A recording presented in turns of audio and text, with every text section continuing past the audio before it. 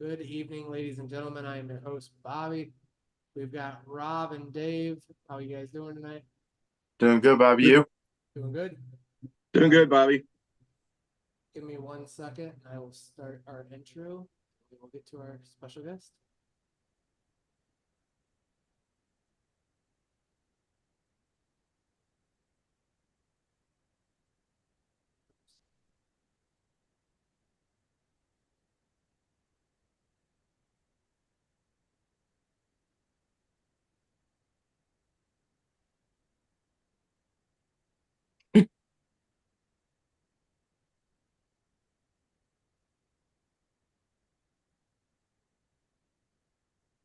More technical difficulties again.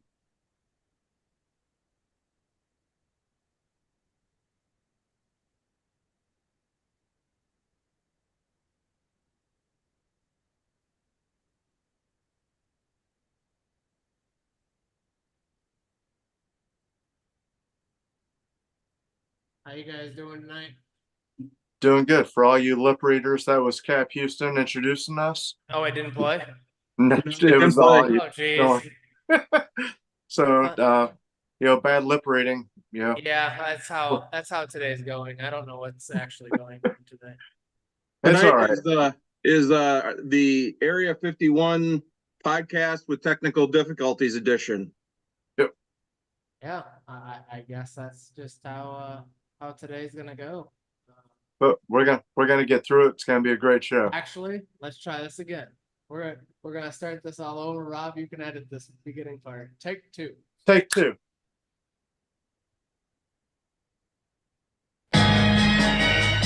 Listen, when you're at the bottom, people call you the underdog. They think you're the underdog, but you're at the bottom.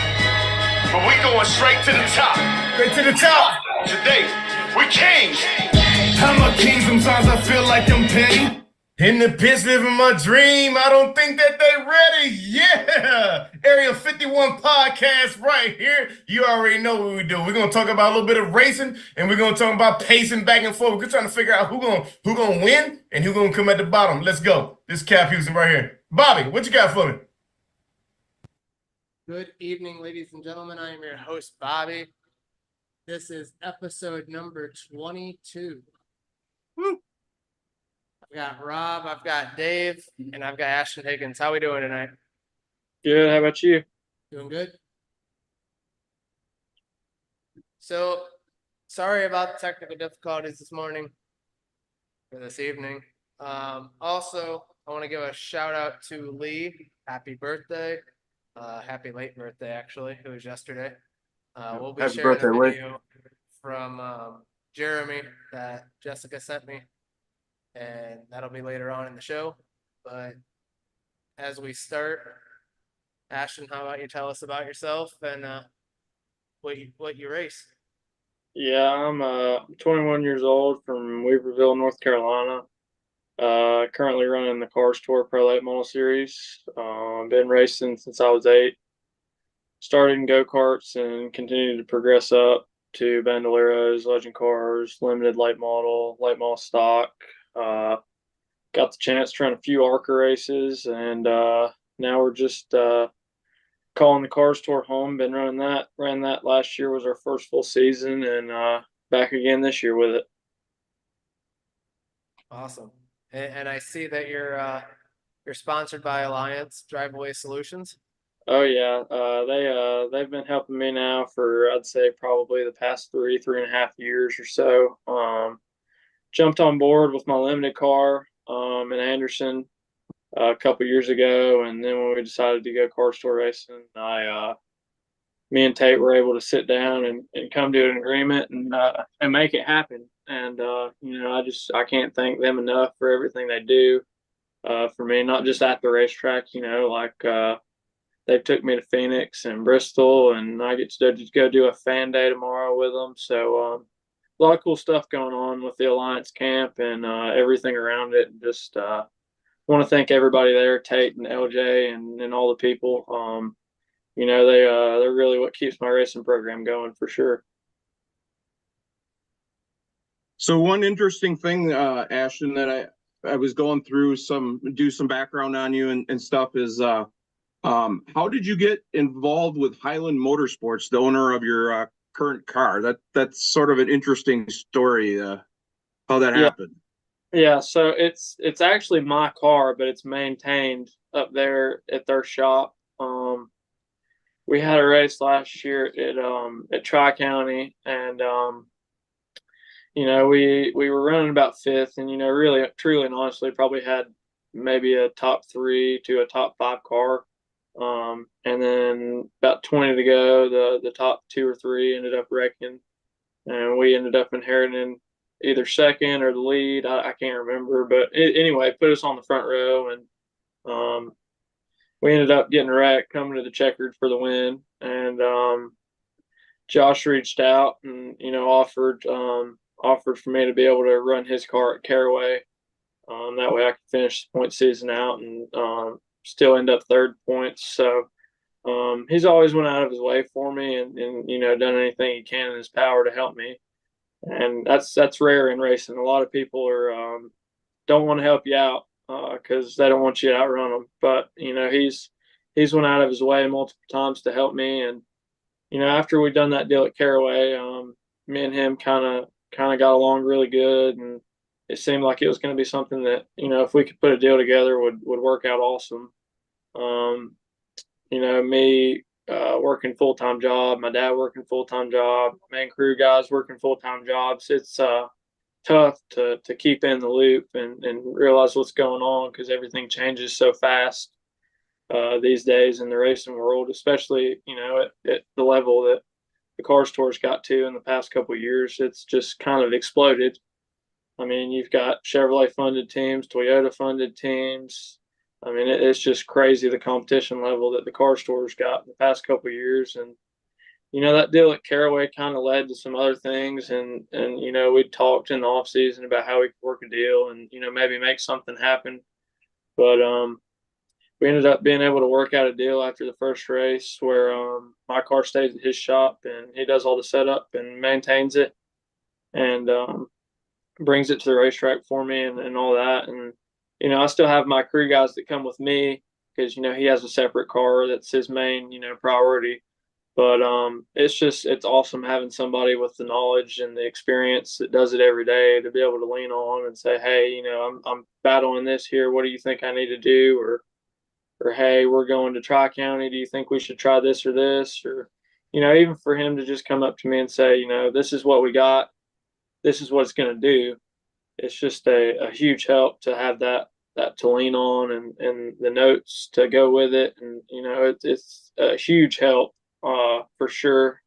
I was pretty down and out on myself last year. We ran decent.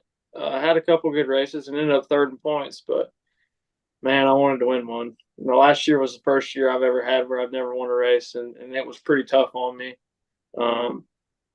But now knowing what I know, it's like, well, maybe we didn't do as bad as we thought. But the deal with Josh has, really been a game changer for me. I think if we could shake some of this bad luck we've been having, we would, have a couple good runs and maybe even win some this year. Now, you brought up the manufacturing. Did you start to notice that when, the like Joe Gibbs, sponsoring KBM, and them wanting to develop, say, like, as far as I know, like, Sammy Smith was one of the guys that they brought up through the ranks, and they brought him up real quick. But started off in was in the tours program for a little while. Proved he could win there. I went and saw him down at Hickory, and then went up to your Trucks Cup, and now going to be racing on Sundays. Is that when you saw the whole thing just kind of go from, all right, we're super late models, to, all right, this is now going to be super expensive manufacturer branding? Yeah, I mean, for sure. I mean, definitely the past 2 or 3 years, it's really, really blew up more than it had been. But really over the past 4 or 5 years, you started to notice people like Toyota and Chevrolet and people like that getting their development programs more involved at a lower level. And anytime big manufacturers like that get involved, it's always going to be hard, and it's always going to make it more expensive, and you're always going to have to keep up. Always going to have to try to keep up. And the Cars Tour is definitely not cheap by any means, but you have to just run it like a race team. And we're not Friday night late model racing anymore. This series has got a lot of attention and a lot of eyes on it all the time. So I mean, you have to be professional about everything. And if you're off a little bit one week, you're going to run in the back. That's just how it is. But I love the Cars Tour, and it's been real fun racing with those guys. I think that's the hardest racing I've ever done is in the Cars Tour for sure. Now, did you happen to catch the melee over at Bowman Gray last week when they were racing for the checkered? Didn't see that, no. Oh, it was more on track than at the haulers over at Wilkes. It was a good time. Bowman Gray's always a good time. You're always gonna see something there. Right. I'm only in Gastonia, so it's relatively still within driving distance for us, and it looks like a circus. I can only imagine. Yeah, I will say I am thankful the Cars Tour does not go to Bowman Gray. The racetrack is so cool. It's awesome, the atmosphere there, but I'm so glad we don't go there. Right. I think your budget probably repair budget is probably pretty happy that you're not there too, and your crew having to repair it.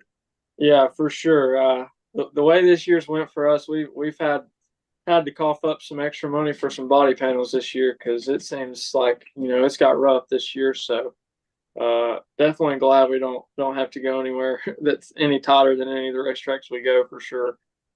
Now, is that just being competitive, being able to go out there and rub and race, that you're now good enough to where, hey, if I tear something up, it's not going to end my season.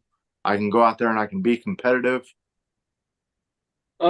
To a certain extent, yeah, but at the same time, if I back it in the fence, it's still going to put a strain on us for the rest of the year and things like that. And Tate's really helped us out, and I was able to get a couple additional sponsors, so it's kind of made this year a little bit easier on us as far as funding goes. Just be able to kind of take a little bit of a breath and relax a little bit. But yeah, it's just the competition level is so close. It's almost like you have to use the body panels to get by anybody. I mean, I think that at Tri-County last year, a 10th was the difference in like 15th in the outside pole. So wow. Yeah, it's super, super tight every week. I mean, there's 10, 15 cars that can win any given week. So I was going to ask you, with the Cars Tour, you have the late model stock, and then you have the pro late model. What is the difference between the two? So like here in Wisconsin, we have super late models, and then we have limited late models. So I'm just curious if that's just the different naming down in the South, or if it's just the same thing. Our pro cars are really just super late models with crate motors in them, is all they are. Okay. And then the late model stock car is more like your NASCAR style chassis. It's a full frame, truck arms, crush panels. It's true stock car. But the pro late model, it's like a super offset frame, 3-link suspension. You can do a lot more with them. We ran late model stock. That's actually where my background is late model stock racing. I ran late model stock from 2017 to I still run some here and there a little bit, but it just seemed like it made a little more sense for us to go the pro late model route. Just a little cheaper to fix, a little cheaper to run every week, and as far as the late model stock stuff goes, it's kind of went crazy with the technology and the competition level and the funding that those guys are having to have to get rides. So somebody like me, it just seemed like it'd be the better option to do the pro program. So that's kind of ultimately why we went with that. Yeah, it makes sense. I mean, Dale Jr., Jeff Burton, Kevin Harvick, and Justin Marks from Trackhouse are the owners of the Cars Tour. Those are all huge NASCAR names. Yeah. Does that add added pressure onto you as a driver, knowing that, hey, these guys are overseeing this program and this is a big racing series, sort of like in my day back in the 70s and 80s when I was growing up, ASA with like Mark Martin, Rusty Wallace and stuff. I guess that would be what I would compare the Cars Tour like now. Yeah, for sure. I mean, it definitely adds a little more pressure to have a little more professionalism for sure. But other than that, I really don't think so. I mean, it still feels like the same Cars Tour before the new ownership group. But with the new ownership group, it's helped the series. It's got a lot more eyes on it, a lot more social media focus, and I mean, any one of the Cars Tour highlights you go watch on Facebook or anywhere, none of them have any less than 5, 10, 15,000 views. So I mean, it just makes you kind of realize how much that it's grew in the past just 2 years. Now, last week we showed the video of you driving the 1991 or 2 Robert Presley car that Tate had built. Can you tell us about it? I mean, it looked freaking awesome. I was like, man, that thing looks fun to drive. Yeah, that thing is just awesome in general. I mean, you walk up to it and it doesn't have a blemish on it, and it's perfect. Everything on it is perfect. Everything on it's period correct, down to the tires and steering wheel and gauges. Everything on it's period correct. So it's a true like original, race car. But that thing is pretty awesome. You don't realize how raw the race cars used to be back then. No headrests, no leg braces, no knee knockers, no air hose. I mean, you had to be tough back then to drive them, and I think it's just cool to see how far it's came from then to now. But it was definitely an experience I'll never forget. I want to be able to say that I'm going to be able to run on Darlington again, but you never know. I'd like to if the opportunity presents itself, but man, that was awesome just to get out there and pace on the racetrack and get to look at the racetrack from actually being on the racetrack. It makes you, realize how much more narrow it really is and how much more banked Darlington really is than you think. A lot of these tracks you go to don't look super banked, but you go to Martinsville or somewhere and go in the infield and you're like, whoa, this place has got more banking than I thought. But pretty good eye opener for sure, just to as a two of how things were back in the day. But that 6-cylinder motor, man, it surprised me. That thing sounds awesome. That was one of the first things I commented on. I was messaging Tate back and forth, and obviously he was going to put out a video, but I was way too young to remember, the Grand National Series. I don't remember it. When I started becoming a race fan, it was the Busch Series already. They were pretty much mini cup cars, and like they are now. So when he was talking about having the 6-cylinder in it, I just kind of looked at it as being strange. What's it going to sound like? And when you fired it up and had the in-car camera, I'm like, that doesn't sound too much off of, having 2 more cylinders. Yeah, it sounds pretty nasty for sure. Yeah, I was like, does that thing have the boom tubes on it? It was, yeah, it sounded healthy. I was like, damn, this is awesome. It's loud. It's loud, that's for sure. I unfortunately hate to admit it, but I do remember the Busch Grand National Series. I'm the old man of the show here.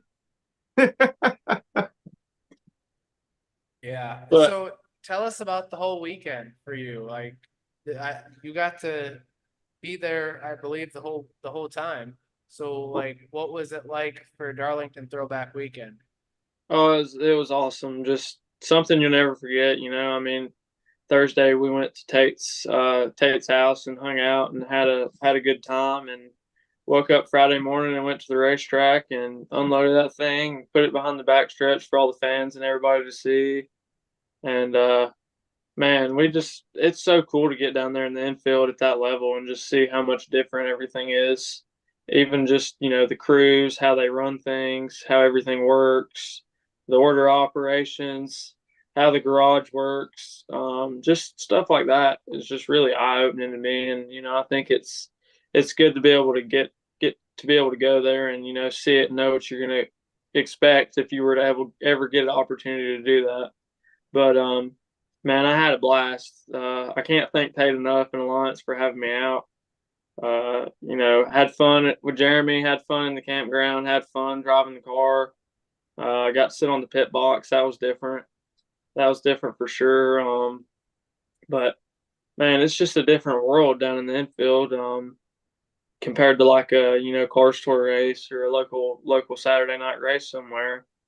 It just makes you realize how much really goes into the NASCAR side of things. And, I've always been super interested in the engineering side of it and the pull down rigs and wind tunnels and all the data and how to interpret all that. And it was just pretty cool to be able to see, those engineers and crew guys on the box working. It's just a different world. They sit there on a computer the whole time and read data.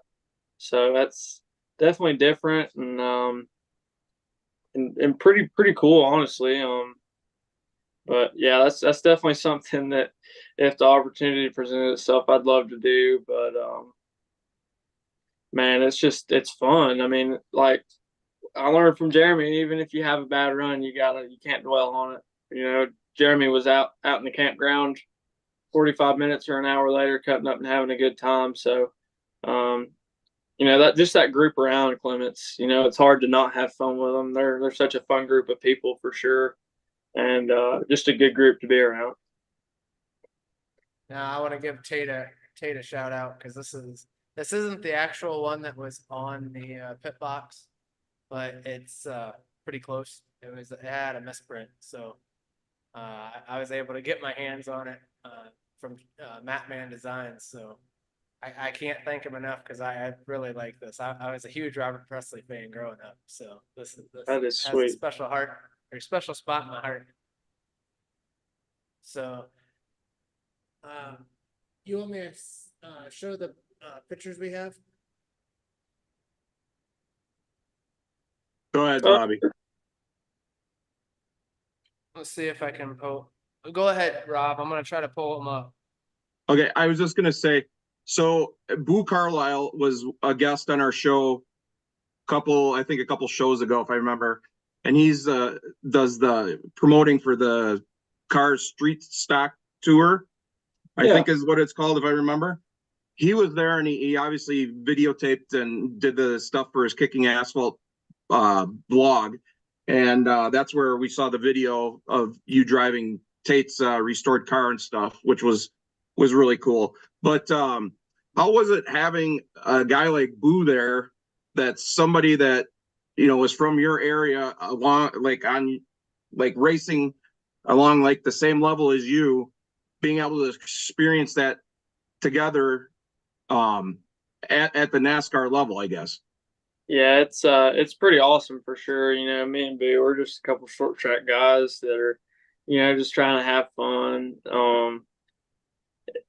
It's just mind blowing, honestly, the technology that goes into it. People like me and Boo going and seeing, all the engineers and there's 10 people on each crew and people everywhere. It's just mind blowing to see, how much work those guys put into those things and how hard they work on them and how hard they work all day long. It's definitely an eye opener for sure, but it's just cool to be down in the infield of Darlington, even if there's not any race cars in there. That place is just awesome. I've been there one time before that. We sat in the stands, but when you're down in the pits, it definitely gives you a different point of view for sure. Now, if I can ask on a more personal note, getting to the Cars Tour, that's getting pretty. You're sniffing at Pro Series. What does it take going from Car Series to that next level, from what you've seen just through your garage and, day-to-day operations? Yeah, a lot of it, you have to make the connections. You have to be in the clique, get your name out there, and you got to have people wanting you to drive their stuff. But the big battle, once you have people wanting you to drive for them, is finding the funding. As bad as it sucks, that's the way this sport works. You have to have funding for anything, but I would love to get the opportunity if it ever presented itself. I would think that'd be pretty awesome just to get one or two shots to try and see if I can prove myself and compete. You ran a few ARCA races in the ARCA Menard Series and ARCA East. I think you had started Bristol and then Five Lakes Speedway. In your own car, I believe, right? Yep. So how did that all come about? Funny story, actually. So we found the car up north in Ohio or somewhere in that area, and when we bought it, and it was a chassis with a body mounted on it, and the rest of it came in totes. And when we got it took about 6 months to put it together or longer. And then, we went to Pensacola the first time, and it's like, holy cow, guys, like, we're on a little bitty toolbox down, and these guys have got 5 people sitting on their pit box. We're a little out of our league here, but it was pretty awesome that we were able to compete and just run with those guys. I think we ran third for a little while there at Pensacola and ran in the top 5 pretty much the whole race before we had to contact somebody else and ended up getting in the fence and ending our day. And then it's like the same story at Bristol. We were running top 10. We had a poor qualifying effort, but qualified, I think, 18th or 19th. And, by the end of the second break, we were running in the top 10 or right outside the top 10. And 7 to go, we had a rear end brake on us off of 2. So once again, ended up backed in the fence, part failure. But it was cool to experience that and just get to run at Bristol is something I'll cherish forever. But that's definitely eye opening for sure. You get to that level and there's so much to it. It's and I can relate to Jeremy. Doing it on being a privateer. It's tough to compete with those big name teams that have all the resources in the world. And but it was just pretty awesome to be able to go and just even be in the ball game with those guys and say, okay, yeah, maybe we can do this. So, but just awesome to get to even do that and run that. Do you still have the car? No, we actually sold the car into last year. Just seemed like the car store was the right way to go. It's getting a little bit more media attention and competition level. I'm not trying to knock ARCA in any way, shape, or form, but it's way harder to go running the top 5 or top 10 of a car store race than an ARCA race by a long shot. Like so much harder. So you're saying Malcolm in the Middle is not as good as he looks on TV? Do what?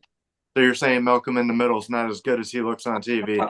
I'm not saying those guys aren't good. I'm just saying that I feel like the competition level in the car tour, I feel like it far surpasses the ARCA series. I just feel like the ARCA series is really mainly dominated by 3 or 4 cars that have big manufacturing backing and resources are no problem, So with the ARCA deal, you get a lot of smaller teams that are trying to make something happen, and it's hard to compete like that. So I just felt like the car store was the better option. Felt like we'd get more publicity with that deal, and my sponsors would get more money's worth out of it, things like that. And the ARCA, it's pretty crazy what it costs to run that deal. Even doing it on your own, it's still really, really expensive compared to even going and running like a car store race. So it just seemed like that was the best, bang for your buck for everybody, including myself. I feel like it's definitely better for I feel like it's better for my sponsors. It's getting more attention on social media, some things like that. But that's ultimately what led to us making the decision to sell it. Just decided to commit to, the pro car 110%, because a couple years before this, I ran late model stock cars and super trucks and ran the ARCA car and ran a little bit of everything. And, I kind of sat back and said, okay, I need to focus on one car and really put all my focus on this and learn it 120% and everything I can learn about it so I can be sufficient in this. And then, once I feel like, we're ready or an opportunity presents itself, then, we'll take the next step. If I could ask one more Go question. ahead, Dave. You're running, your local speedways. And then you said you had, Darlington, Bristol, where we were talking about banking. Can you explain to our viewers what that progressive banking feels like inside the car versus, because on TV it all looks the same. It looks like it's your normal track. Yeah, you go somewhere like New Hampshire, somewhere, for example, you're gonna be fighting more for side bite or forward bite, splatter. You don't have the banking to catch your car come through the corner, and then you go somewhere like Bristol, it's just a different animal. I mean, it don't even push you right in the seat when you go in the corner. It just pushes you straight down in the seat. So that's a different feeling for sure. So the car almost turns itself. Yeah, it's pretty gnarly for the first few laps. Definitely, it's different to get used to for sure because you're on the gas so early in the corner. But I was lucky enough to get to run at Newport Speedway back in the day before that they shut it down. It's actually in the process of opening back up right now, so that's pretty cool. But Bristol's the one place that the first 5 laps I ran, I keyed up and I was like, this place is nothing but a big Newport. Newport got 27 or 30 degrees of banking in the corners on a 3/8 mile.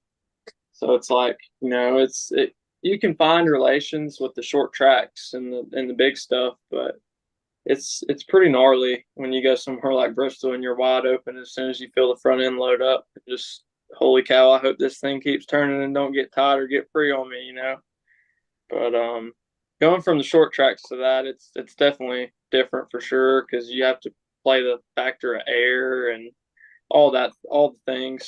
So it's pretty cool when you get to go to those big tracks like that and experience it. So I got a picture for you that was just sent to me. I don't know if you can see it yet. Yeah. Yeah, that car looked pretty good. So that is the ARCA car, and then we have your car that you drive now. Oh, Yeah. that's bad. Yeah, So- the pro stuff's pretty sweet. I really enjoy it. You have a lot of freedom with it. There's a lot of stuff you can do to them. There's a lot less rules on them than like an ARCA car or late model stock car or something, for example. Have a little more freedom. So did you get to pick the number or Yeah, so I picked the numbers. That's always what my dad ran. okay. 9 or 85. So I've been around the racetrack since I was old enough to walk. So I've always looked up to my dad. He always grew up watching him race. So kind of just decided, that's just going to keep on running the 9. Look, it looks good on it. Definitely. It does. Yeah, It looks really good. Well, I appreciate it. One thing I was going to say when we were talking about the quality of racers in the Cars Tour, this last week at Wilkes-Barre in the Truck Series, 3 of the top 4 drivers were Cars Tour drivers. The winner was Corey Heim. Lane Riggs finished 3rd, and then Butterbean McQueen finished P4, and that was his NASCAR Truck Series debut. And then also Connor Jones, he got in a crash and he finished P35. So there was actually 4 guys from the Cars Tour, the late model stock, I believe is what they all run in, that actually raced in that NASCAR truck race. I mean, that is a credit to how good the competition is in that series. Yeah, and that makes me think. I seen a Twitter post the other day. It makes you think. Somebody posted and said, more of these car store guys need opportunities. They're all heavy hitters. They just need to find the funding and the right opportunities. And I really believe that. And I'm not saying that I'm anything special, but a lot of those guys that run up front, you put them in good equipment, and they're gonna be hard to beat at that level. I mean, look at Carson Quapple. He's ran. I mean, he almost won his first race at Dover. 100%. Yep. I think the series, the competition in the series is some of the best in the country as far as late model racing goes, for sure. If not the best. What was Oh, yeah. cool, Butterbean being from the Carolinas, and his fan base carried to Wilkes, and it was like he won the race, and I don't think Jamie Little said his name any less than 100 times for the whole race, and that's accredited to you guys. I mean, that's one of your people, and that's got to open some doors and get some light. Yeah, and it's so cool to see everybody just within the series. Like, even if everybody don't get along, when somebody gets an opportunity like that, everybody kind of rallies around them and roots for them. But yeah, I feel like it definitely adds more eyes to the series for sure, because people think, I've never watched this guy race, but he's up here running for top 5 or a win even. So I think it definitely adds attention to the series, and is good for the series, and maybe it'll help some of us guys get some more opportunities. And like Carson Quapple, his brother Caden races with you in your series. His dad actually is he grew up in Janesville, Wisconsin, not too far from my house, like 20 minutes from my house. So I follow them all the time, and they were crazy when they were racing as kids on the dirt with those quarter midgets or whatever they were, wing things. They were winning everywhere. It was like, holy cow. And then next thing you know, they're racing and winning in the Cars Tour and all kinds of different tours. And then, like you said, Carson Dover, I thought he had that race won when he did the 2-car pass at the end there. I was like, oh, this is awesome. He's going to win this. This is going to be so cool. But yeah, I mean, it like I said, it's a testament to the grassroots racing guys like you that are out there that are putting in the work and stuff that unfortunately don't get the exposure or the credit that they deserve, and the ability because of like funding. I mean, I know a handful of guys here in Wisconsin that same thing. It sucks because they just didn't have the opportunity with the funding, but they win wherever they go. It's it's like that everywhere, I guess. It's like you said, the relationships, and it's who and the funding that you can get that gets you the ride, unfortunately. Yeah, it's tough for sure, but I hopefully some of the car store guys get some more opportunities, and it brings some more attention to the series to maybe bring some more sponsors in for some of the drivers that don't have as much funding as some of the other guys. So as long as you got Tate on your team, so never say never. Oh yeah, Tate's an awesome one. He's done more for me than anybody. I definitely wouldn't be running the car store if it wasn't for him. I'd probably still be running my limited car, running 2-tire races every 3 weeks or whatever down at my local racetrack. But he's stepped up in a big way the past 2 years, and really, truly, and honestly is the only reason we're able to do this. So all the credit to Tate, because if it wasn't for him, we wouldn't be there at all. But man, it's awesome the support Tate gives just for racing in general. Even not even from a sponsor standpoint, even if he wasn't a sponsor, he would still love racing. Every time you talk to him, did you see this race or that race? And it's just cool to see a sponsor that cares that much. Yep, and that's the thing we hear most about, and Robbie and Bobby will tell you the most is, the guys that are around the JRC, Jeremy Clemens Racing, is the word cares, and just family. That seems to come up with every sponsor and everybody we talk to, from Tate to Mark, you name it, Madman. There, that all seems like one big family that you're now part of. Yeah, for sure. I mean, just getting to meet all those guys, all Jeremy's people, the Spartan Waste people, and the Fox people, and the One Stop people. They're all such good people, and just super nice. And hey, how are you? And then it's like you knew them for 10 years already. So it's cool to see a group of people like that, rally up together and stay positive and always have a good outlook on everything, and always have a good time whether they had a good night or not. I've Those are It's been, the team that never quits, that's for sure. Like that race, they were 53 laps down because a brake line broke and they had to replace it, and they went back out on track at Darlington, and they were running top 10 lap times in that third stage when they went back out on track. It Was pretty awesome. I was actually outside of the racetrack for the first stage, so I didn't even see it happen. We had to load the old Busch car back up in the trailer. But when I got back in, I asked, what happened, and they told me, and it wasn't about 5 or 10 more minutes, and here he came rolling down the front stretch wide open. So it's cool to see a team, that has no quit like that. You don't see that very often anymore. A lot of these guys will get mad and say they want to park and not even hit anything. So it's a testament to Jeremy and the team, and how hard they're willing to work to try to make things happen.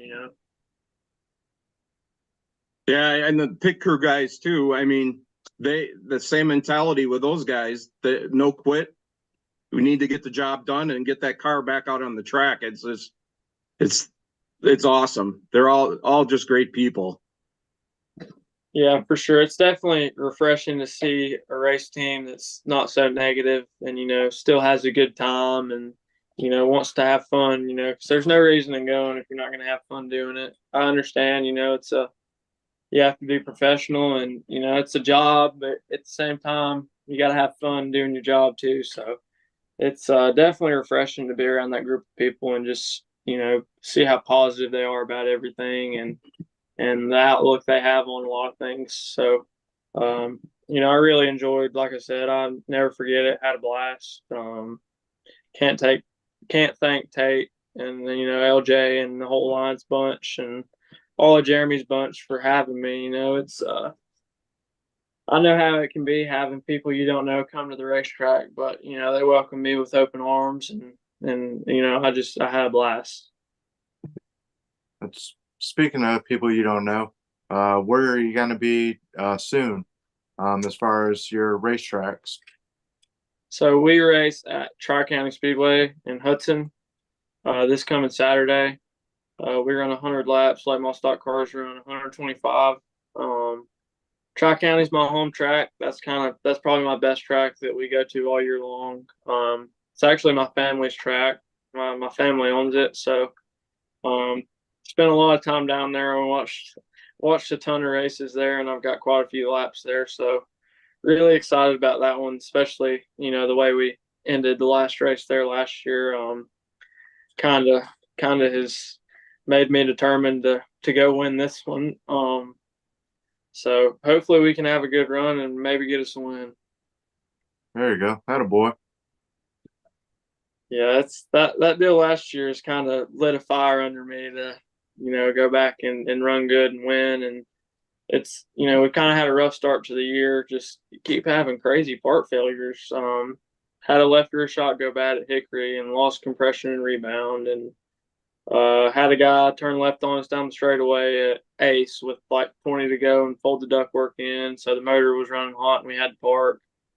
Had a suspension component in the rear end brake at Orange County. So it's like, if I could just put a race together and not have a parts failure, I think we would definitely run in the top 5.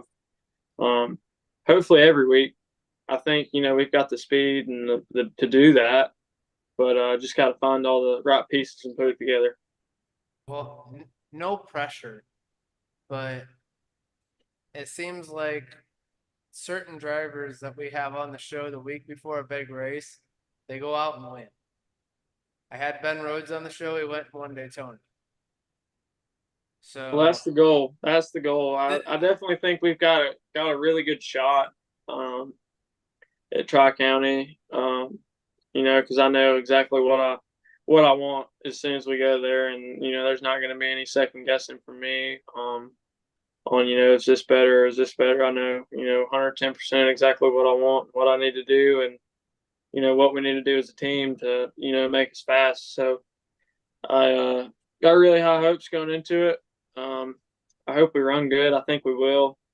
But you know, man, the competition level, it's like every week. It's like, holy cow, this guy's here too now. So, you know, it's not easy to go win these races or even run good in these races. They're really tough. So, you know, but we can do it. We can go win these races, and you know, I believe that. And think if we can get this monkey off our back, we could go win us a few this year. That seems like the theme of the year. yeah, it starts this weekend. Yeah, I hope so. So how long has your family owned Tri-County Speedway? Let's see. Probably since 2000, I think 2020, right around the time COVID started picking up. We bought it, and there was really only one series that went there for the past probably 10 years. So, you know, there was weeds growing over the billboards, and, you know, it needed a lot of work. So, you know, we spent a couple months working on it and getting it fixed up, and ended up paving the corners. Had to do that. I actually paved it one piece at a time, as funny as that is. 1 and 2 was old asphalt. The second year we had it, 3 and 4 was new asphalt. Then the next year we paved 1 and 2, so we had 1 and 2 and 3 and 4 paved, and then now the whole racetrack's paved. So, man, it's a lot of people were skeptical on, you know, if the racing was going to, you know, be follow the leader once they repaved it, but I honestly think it's better now than it was before the old asphalt.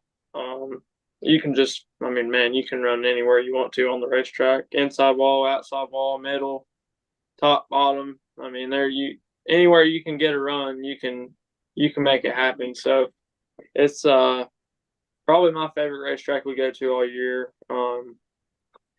Even before, you know, my family owned it, I'd always loved that place. It's a racer's racetrack. So multi-grooved and progressive banking. You know, it's flat on the inside wall, and as you get up towards the outside fence, you know, it's pretty banked. So makes for a lot of fun and really good racing. And side by side, 2 and 3 wide racing the entire night.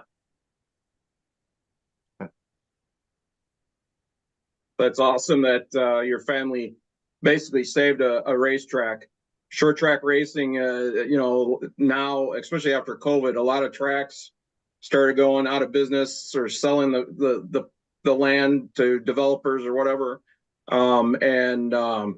That's awesome. Kudos to you and your family for saving that track and making it available, bringing a big, you know, the Cars Tour to race there, and you know, other series. That's awesome. Keep the racing history alive on those awesome short tracks that a lot of the legends raced on back in the day.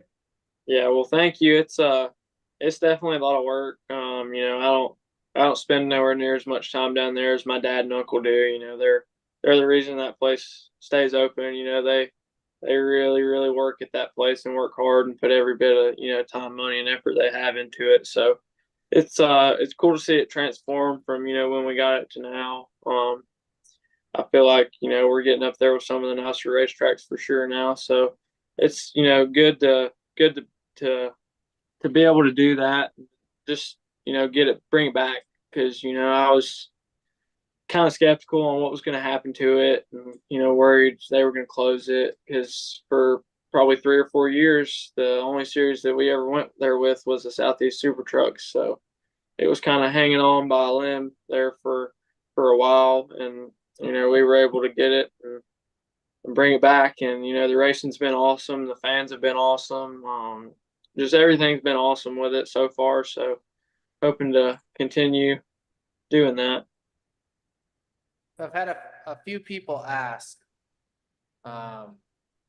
if you're gonna be anywhere for fan day. So I'll let you tell everybody, and where can people get a hero card, because I've been getting asked that too. Yeah, so I'll be at Fan Day at the Racing Warehouse tomorrow with Jeremy and the whole Alliance crew and Jeremy's crew. So I'll be there from 10 in the morning to probably pretty late. You can get a hero card there and an Alliance koozie. You can also reach out. I'm on Instagram, X, or Twitter, whatever you want to call it. Facebook, you can just look up Ashton Higgins, and if you want to get on there and just shoot me a message, I can mail you hero cards or anything like that. Awesome. I'll definitely be getting one tomorrow. Bobby and Rob, you might get one as well. Might come in my love package. Awesome. Am I allowed to say love package? I apologize. I don't know how I feel about that. I think that's okay, Dave. I think it is. I'm getting a message in my ear saying that was allowable. That's liable. Okay. Okay. That's messed up. Anything else for that you guys have for Ashton? Now, man, I can't wait to see you tomorrow, man. Yeah, man, I look forward to meeting you. Yeah, I wish I was coming down. Yeah, me too. Maybe next year that's what we need to do is make a trip down to the Charlotte race, and the Area 51 podcast racing warehouse day.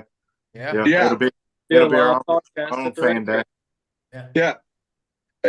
As you can see, Ashton, Dave's the second location for the racing warehouse. Oh, really? Yeah, see all the stuff in the background there?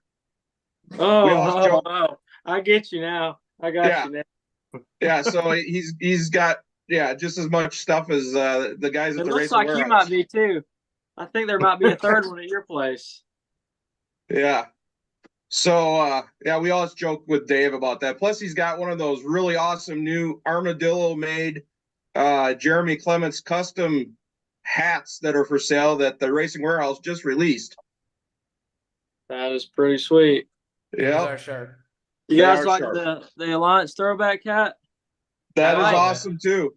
That is awesome. They showed me that and I said, I'm sorry, I've got to have one of those. I said I need one.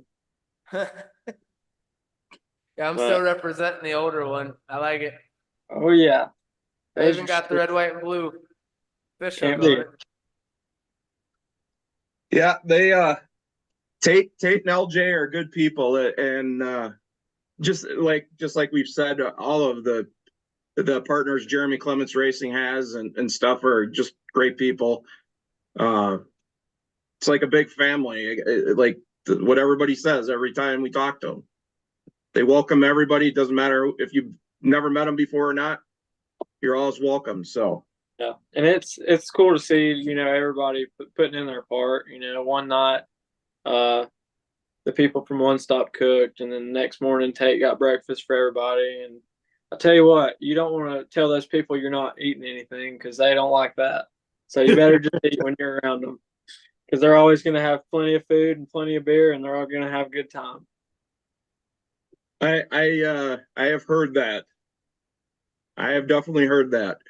Yeah, they definitely make the most out of it. That's for sure.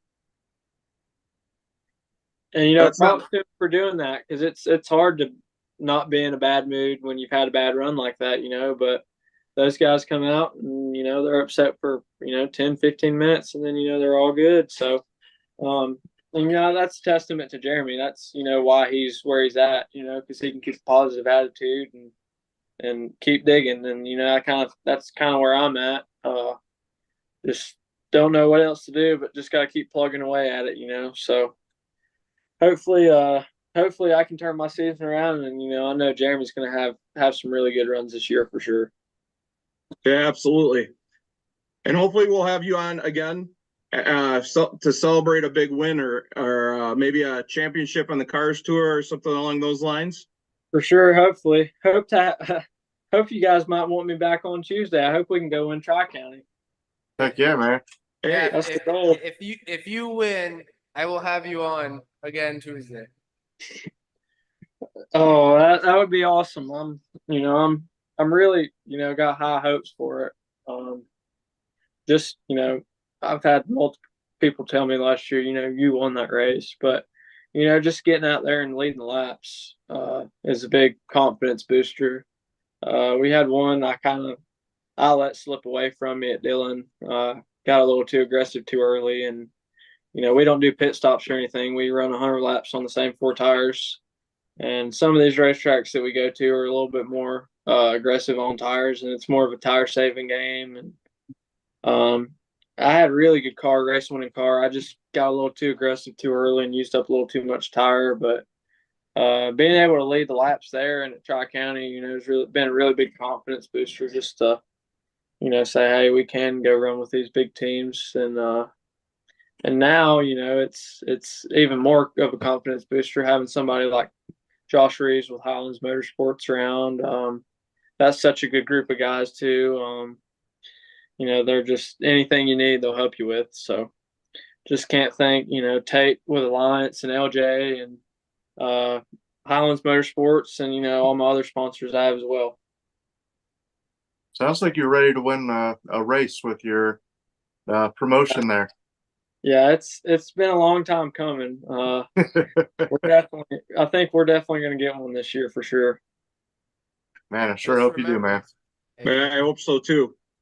Yeah, as I said, just remember if you win this weekend, I'll be texting you saying, "Hey, you're coming on for a little bit on Tuesday." Sweet, sounds good to me. So with that being said, I want to wish you a good luck this weekend, and don't want to hold you up too much more. So we appreciate you coming on the podcast tonight. Thank you guys for having me on. I've enjoyed it. Hey, no Thanks, problem. Ashton. Good luck, man, and go kick some ass this weekend. Gonna try. Thank you guys. Hey, You're All right, welcome. man. We'll have a beer tomorrow.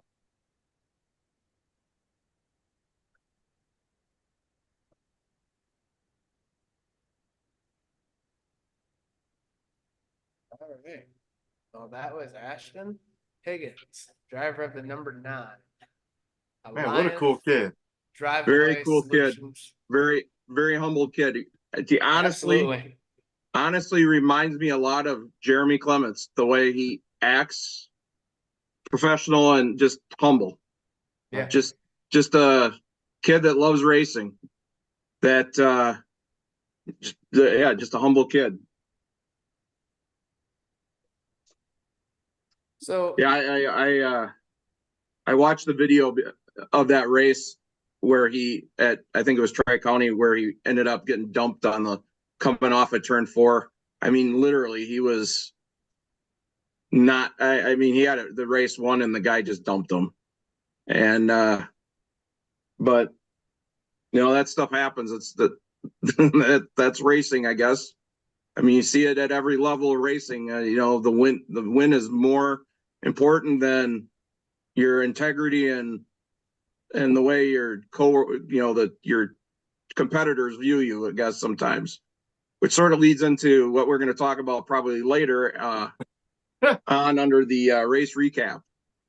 Yeah. I'm guessing. Just a hunch. Just a hunch. Or did I say punch? Did I say punch or hunch? I couldn't remember. I can't remember. So this is our I was gonna talk about a few things on segment 2 since there was no race last week. But this is our All-Star Edition brought to you by Spartan Waste. Want to take the time to talk about what these guys were talking about. The punch heard round the world. Kyle Busch decided to wreck Ricky Stenhouse because Ricky could have drove an RV through that hole that was in the middle of the track.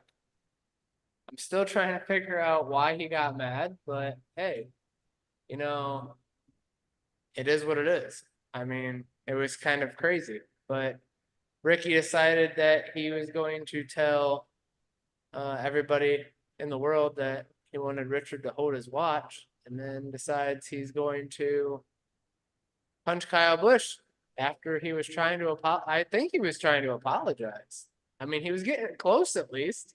He was Yeah. getting real. I think Kyle was about 2 sentences away from not getting punched. Right. But I think Ricky had already, been told everybody that he was going to punch Kyle in the face. So he's a man of his word. I think that even is. I think Danica will tell you that. Yeah, he. I Fellow listened to Wisconsin. after that incident happened on the track. I went and listened to Kyle's scanner, and his spotters towards the end of the race goes, "Just so you know, you're gonna have a guest probably waiting for you at the hauler." Yeah. And Kyle doesn't say anything, and I'm like, "Uh-oh."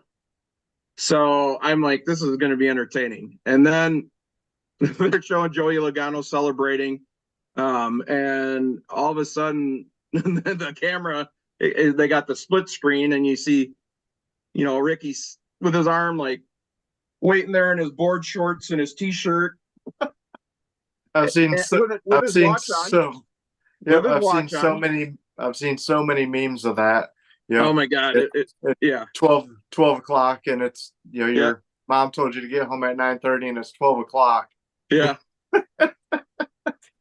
So they're talking, and I honestly think, and I've read and I've seen other posts too, where some of these other pundits in NASCAR in the media have said that the exact same thing you guys said, that Kyle Busch was like 2 sentences short from, he was starting to apologize, and Ricky Stenhouse said, "Well, I already committed to punching him, so game on."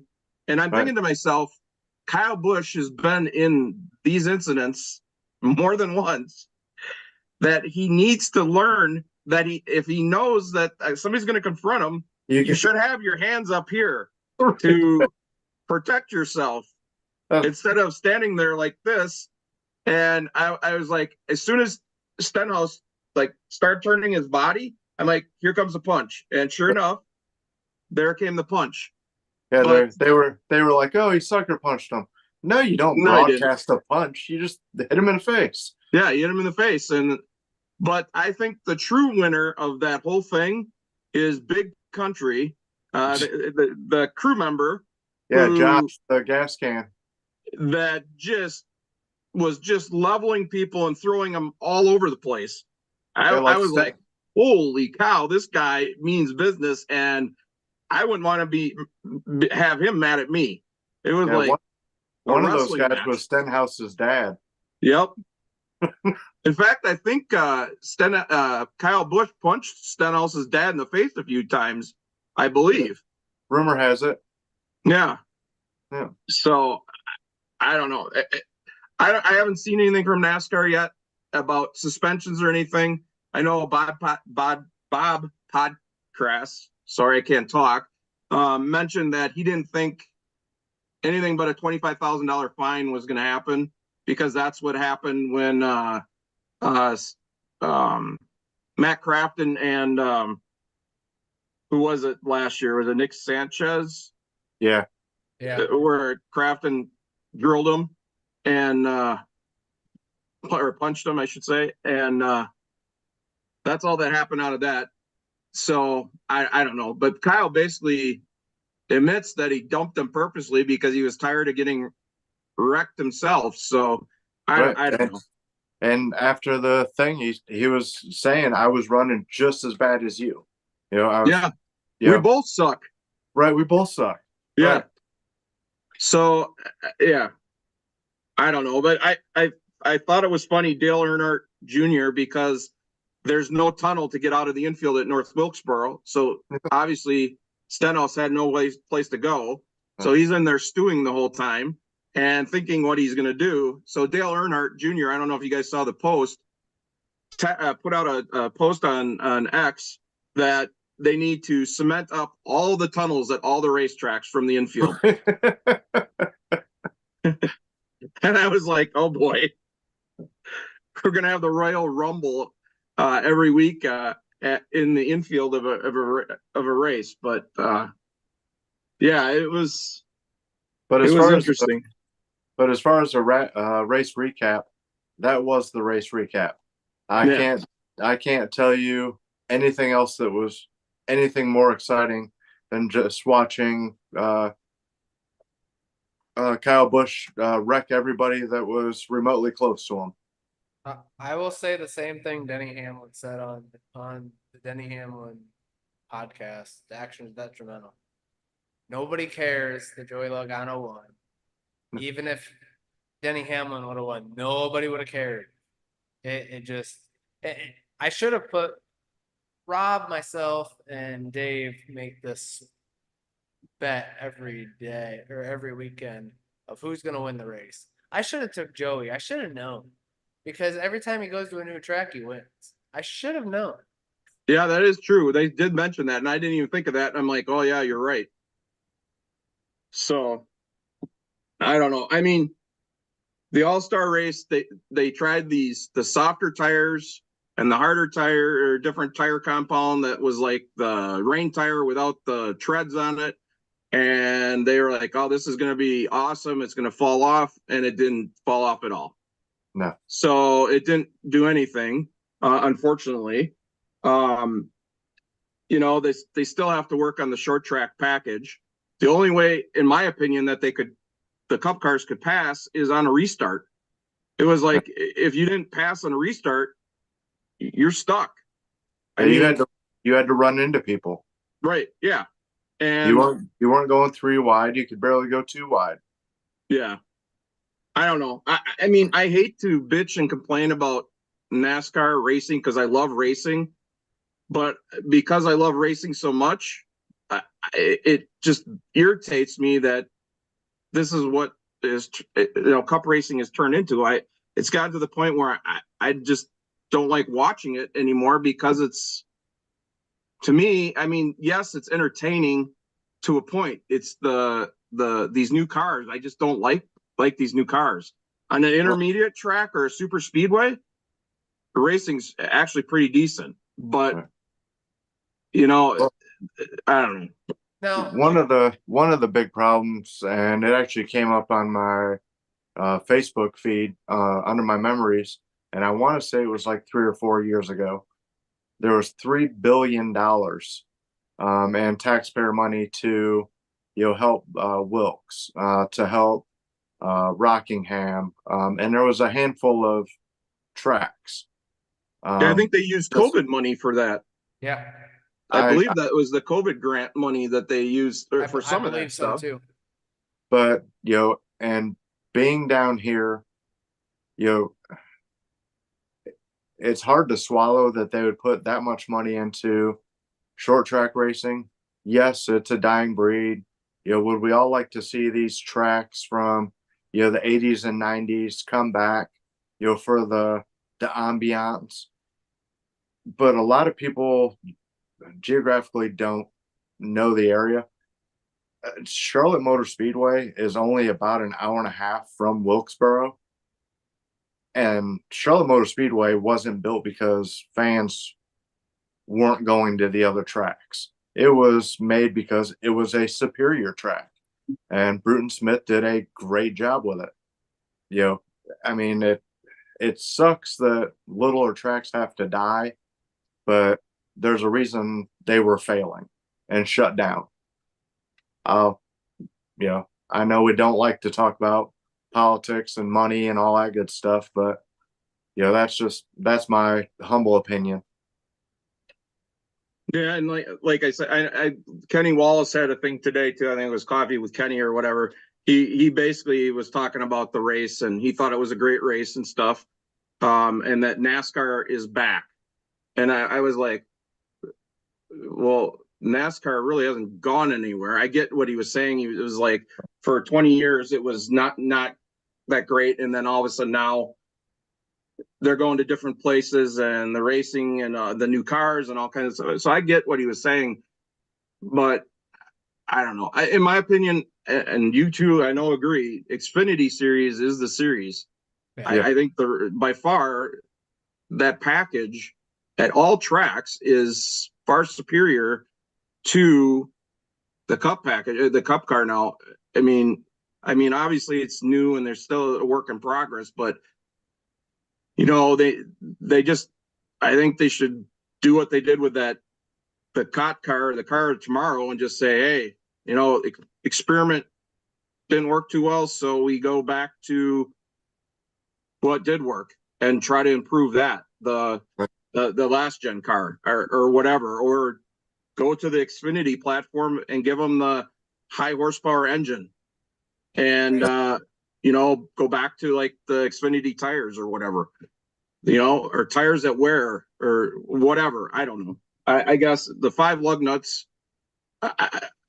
you know, that yeah, I don't know. Well, we've talked about that at ad nauseum here over the last 22 episodes about that, but you know, and then the only other thing is, you know, Joey Logano kicked everybody's ass and led every lap except for one from the Yeah. pole. So So I'm gonna share a video real quick that was sent to me for Lee. So can I show you one thing that Rob was just talking about, just Yeah. as an example? So that is Xfinity tire, and that's how big the next gen tire is. holy moly. Yeah, you can see them kind of side by side. That's Yeah. Jeremy's tire right there, and that's Kyle Busch's tire.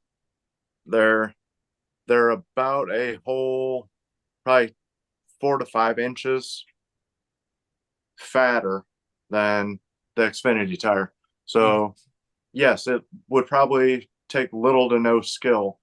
You know, it'd be like, you know, I don't even know how to put it, you know, and they're night and day difference. You can even tell by the compound just touching them, you know, how different they are. All right, yeah, so I I don't know. want to share this real quick because Okay. Sorry Lee's about it. actually Lee's watching.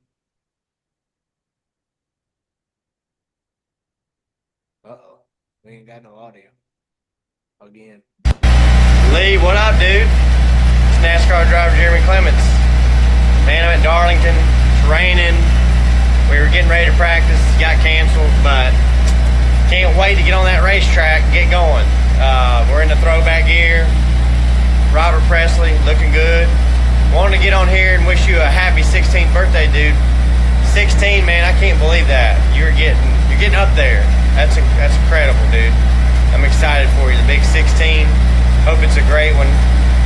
Appreciate all your support. I know you're a big fan of mine, and it means the world to me. And I want to make you proud each and every week. Thank you for all your support. Thanks for following me each week. So happy birthday. We appreciate everything you do for us. And keep cheering us on. And I can't wait to see you again soon, buddy. And happy birthday again. How cool. Yeah, that is awesome. Happy birthday, Lee. I hope you had a great 16th birthday. Yeah, absolutely. I from what Jessica was saying is they went out and had a great time, and she had the yard all decorated when he came home. So that was really neat. 16 years old, happy birthday again. Happy late birthday. Like I said, that was yesterday. Dave's gonna be at TRW tomorrow. Yep. So if you want to come and get an autograph or a selfie with me, you know, please feel free. I will let you know my girlfriend's going to be there. So, you know, please keep it PG. You know, it gets a little rowdy when it comes to me, you know, but ladies, please. Do I need to fly in to do security, Dave? If you could. If you Okay. could. Rob, I'll come pick you up. yeah, you work at the airport. I mean, yeah, there Right. we go. Anyways, as you guys know, Jeremy will be there. Yep. Ashton will be there. from what I'm hearing, Tate will be there. Yep. So Sounds like Tate and then Jeremy, some of Jeremy's crew. yeah, which is really cool. So Yeah. definitely Where was make it? sure I you, think make sure you I let wrote Tate it know down that we here. say hi. That's awesome. Yeah, Jeremy's gonna be there from 11 a.m. to 1 p.m. tomorrow. It's set on the Racing Warehouse's poster. And supposedly he's gonna have his Darlington throwback car there, Tate is. Yep, Tate's gonna Sounds bring the throwback. Jeremy's gonna bring the Charlotte car. So that'll kind of be live in person there for the first time, which is always cool to see the car before everybody else.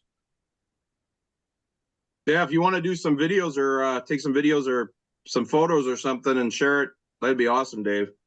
Yeah, always. So, but I see you're still standing, Rob. The bad weather has not. yeah, no, you it's away. just really, really windy here. It's so the other thing we were going to talk about, or I was going to bring up, is Kyle Larson. Does this guy like not able to drive anything like fast? It's nuts. He ends up making the Fast 12 for the Indy 500. He averaged like 233 miles an hour or something like that. It's crazy. And he ended up 4.8. Yeah, it just that just blows my mind. And he ends up qualified P5 for the Indy 500. And then he flies to North Wilkesboro right before the race, gets in the car, and he finishes P4 in the All-Star race. Which they did delay. Yeah, they did. Yeah. Now, But from what I'm hearing, if he wins the race, there is a chance that he's going to miss the start. Yep, I've heard that too. I've heard there is a backup driver, and we all know who it is. Kevin Harvick is I'm hearing being Justin Allgaier. okay. That would be new news to me.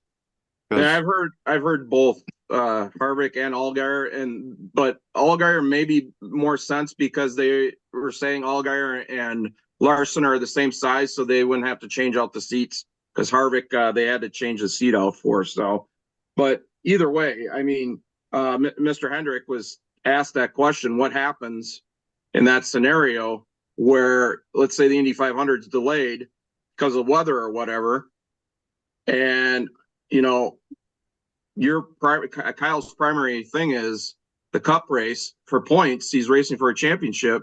Mm-hmm. Are you going to yank him out of that Indy car and put him, and he was like, well, we got a contingency thing that would suck if we have to do it, whatever. So, it's going to be interesting to see what happens. All the money and stuff that they put into having him race in this Indy 500, and he's been successful, so far, that if they had to pull him, that would just suck. And I wonder how that would work with Indy. I mean, obviously they could put in a backup driver, but I wonder how that would work if it's similar to like NASCAR, where you go to the end of the field or whatever. I don't know. But either way, I just, Kyle Larson just blows my mind. The dude can drive anything. Yeah. It's just unbelievable. So Yep, he reminds me of the other Kyle about 10 years ago. Yeah, yeah. exactly. So Yeah. with that being said, I have a couple things I want to throw out here real quick. Okay. If you guys haven't, make sure you tune into Podbean after the show tonight or throughout the week. You don't have to see us on the video while you're driving. So that's what's good about Podbean. It's almost like Spotify. I'm trying to find a way to be able to get it on Spotify, but I have not figured that out yet. If I can, that would be awesome, because then it's on all platforms: Apple, Spotify, all that good stuff. We're gonna work on it for next year. Make sure to follow us on Facebook, Instagram, Twitter, X, whatever you call it. X gonna give it to you.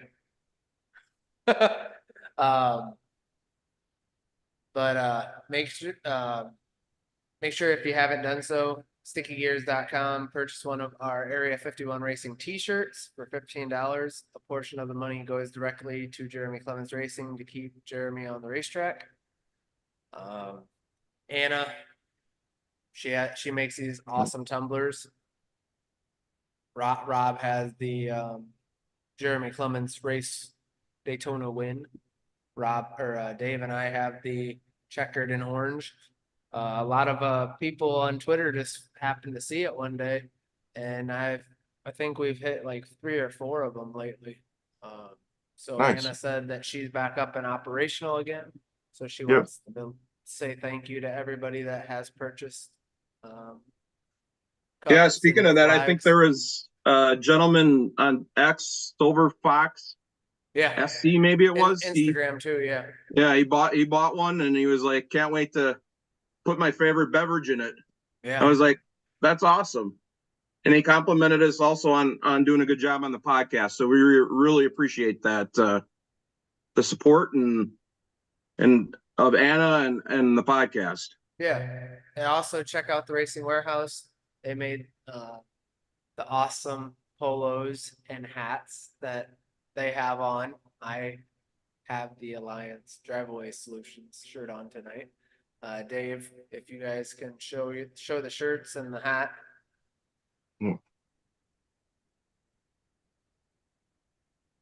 I This went hat with, was this hat's from Sticky Gears. Dave's got the new one from the Racing Warehouse or Armadillo Apparel. The That's Racing Warehouse and Armadillo just posted not too long ago more hats. They have about, I want to say 20 of them or so. yeah, it's And They're- they they're are going nuts. absolutely awesome. $20 Yeah, it's picked awesome. up, $25 shipped, or up to $40. Make sure you guys check TRW out for sheet metal, diecast, other racing memorabilia that you're looking for. If you're yep, in that's the Racing Warehouse Yeah. spelled out.com. Yep.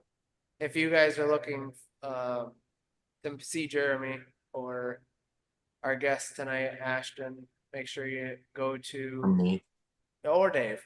Go Or me. see TRW or go to TRW tomorrow, Racing Warehouse. They will be there. We want to thank our partners who make this podcast possible: Beach Ridge Barbershop, Spartan Waste, Impel Union, Alliance Driveway Solutions, First Pacific Funding, Elite Towing and Recovery, Whitetail Smokeless, Fly and Farm Concrete Structures, Runner's Roost, Matman Designs, Action RV, Booze Pops, Jeremy Clements and Jeremy Clements Racing. And Tate just seen this, by the way, and he just texts me and goes, "Where the heck did you get that?" So I told him this is from Matman. I can't thank him enough. We're gonna have some mats made up. Also, I'm gonna have one of these made up for the podcast, and Rob, Dave, and I will sign it. And I might have a second one made, and we're gonna auction it off. I think Very it'd be cool. do it like a fan giveaway. Maybe do it at Charlotte next year or wherever, and do something big like that where we can actually or do the fan zone is what everybody's been calling it, the Area 51 fan zone. we might do that at Pocono. We're not sure yet. we gotta make sure this goes well tomorrow with Dave at the Racing Warehouse, because if he isn't, If I get torn to shreds, yeah, I this was isn't like, gonna work. yeah, if he gets a little unruly or something happens and We'll just cut him. then maybe we better not do that. According to our demographic, we are huge in Uganda right now. So we are worldwide, wide. Yes. We are. We actually do have, and we found this out the other day. We actually have people in Sweden, Yeah. and Germany watching our podcast, which is really freaking awesome. Mind blowing. We gotta thank you guys for that. Yeah, I don't absolutely. know any German or Sweden, but you guys make great knives and, keep it up. Yeah, I was on Podbean the other night. And I clicked on it and I sent it to you guys, and I went, "Are you kidding me? We're across the world." Right. For three So, three guys that are just average Joes that are race fans. Right. Right. Episode 22. I mean, really. Right. I can't thank you guys enough. I mean, thanks to all the Prestige fans. worldwide. Wide. Wide. Yeah. So, like I said, episode 22. This has been awesome. I can't thank Yep. the fans enough. Rob, Dave, appreciate you guys. And We will- appreciate you too, Bobby. yeah, thank Yep. you. Thanks, Bobby. We will be live next Tuesday with Mason Maggio, driver of the number 22. 22. Yeah, thank you. I couldn't remember. I drew All a right. blank for a second. And then the following week we were supposed to have Richmar Flores, Jonathan from Richmar Flores come on with Mason, but he can't make it. So he's going to be on the following week, and we're in talks with Brian Ellis. So hopefully we can get him on the show with us. Nice. So, just want to say thank you guys for everything that you guys do, and stay safe out there, and we will see you guys next Tuesday, 8 p.m. Eastern, 7 p.m. Central. Just before you click off here, Jessica wanted us to know that Lee and her thank us for what we did for Lee for his birthday and everything. So No problem. she just wanted to make sure we saw it and saw that they thank us. So If- we appreciate you and Jessica and Lee for being supporters and listening and tuning in every week and supporting us as well. So it's the least we could do for our fans. So with that being said, episode 22 is in the books, and we will see you guys next Tuesday. Thank you guys.